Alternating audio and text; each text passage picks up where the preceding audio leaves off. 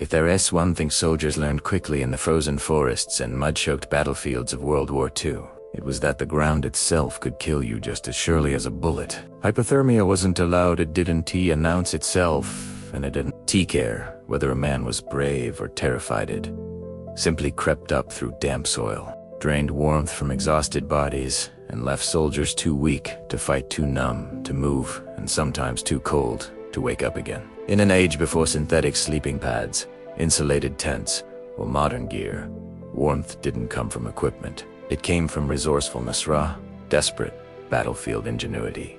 And from that necessity came one of the simplest yet most life-saving tricks soldiers developed: the heated ground bed. During the brutal winters of 1942 and 1943, especially on the Eastern Front, thousands of men froze in trenches and foxholes without ever seeing the enemy. The very earth they dug to shield themselves from bullets became a silent executioner. Cold ground pulled heat from the body with ruthless efficiency, and damp soil only accelerated that loss. Blankets, coats, even heavy wool uniforms didn't matter much when a man was lying directly on a surface colder than ice. It wasn't a failure of courage, just the unrelenting physics of conduction. So soldiers, both Axis and Allied, had to get creative. And from that creativity emerged a method that turned dirt into insulation, stones into batteries, and the frozen earth into a source of warmth. The technique was surprisingly simple. Soldiers would dig a shallow trench just deep enough to lie in and build a fire beside it.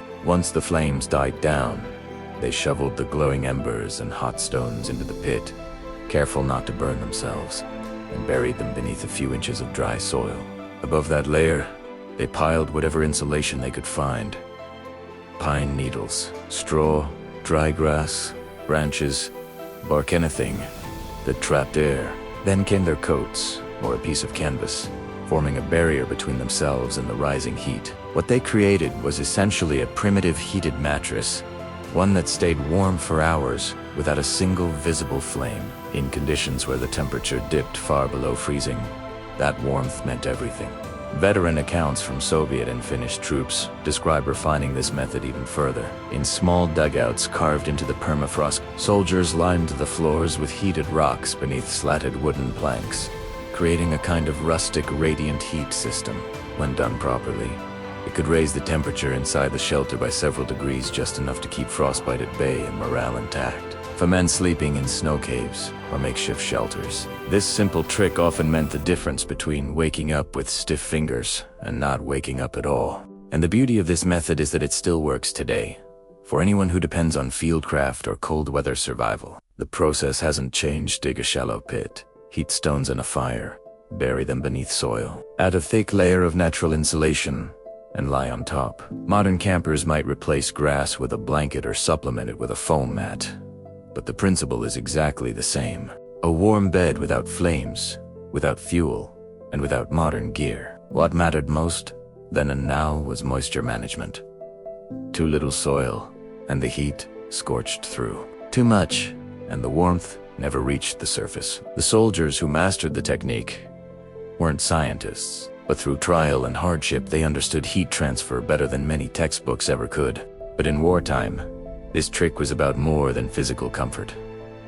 It was about morale. In the Ardennes in 1944, Allied engineers reported entire units using heated ground beds during long, freezing operations. Soldiers who slept on warm earth woke clearer, steadier, and far more capable than those who spent the night shivering. That small pocket of warmth became psychological armor, a reminder that even in a frozen hellscape, the body could still recover, and the mind could still fight on. It wasn't only soldiers who relied on this method. Refugees, partisans, and civilians displaced by advancing armies used the same trick to survive winter nights in barns, forests, abandoned buildings, and cellars. Families heated stones in the hearth, buried them beneath straw, and slept together over the warmth. It was the same physics, the same desperation, and the same ingenuity that tied all of them together across nations and front lines. What this ground bed technique truly reveals is a deeper truth about survival. Real resilience doesn't come from high-tech gear or perfect conditions. It comes from understanding the world around you, how heat moves, how the earth stores energy, how, even in the harshest environments, nature can be shaped into an ally. These soldiers weren't engineers, but what they discovered helped shape the foundation of modern survival training. The same principles appear today in insulated snow shelters, emergency bivouacs, and bushcraft manuals. And if you ever find yourself sleeping outdoors in the cold, or simply studying the survival methods of the past, try building one yourself. Feel how the heat rises through the soil. Feel how the earth that once threatened to freeze soldiers now becomes a source of comfort. It is a reminder of just how much wisdom was born out of necessity during the war, knowledge earned through suffering, but preserved through ingenuity. These men fought, froze, adapted, and survived in conditions few of us can truly imagine. Their methods weren't fancy or elegant. They were practical, reliable, and timeless. And the lessons they left behind deserve to be remembered, because sometimes the simplest wartime trick carries the most enduring wisdom.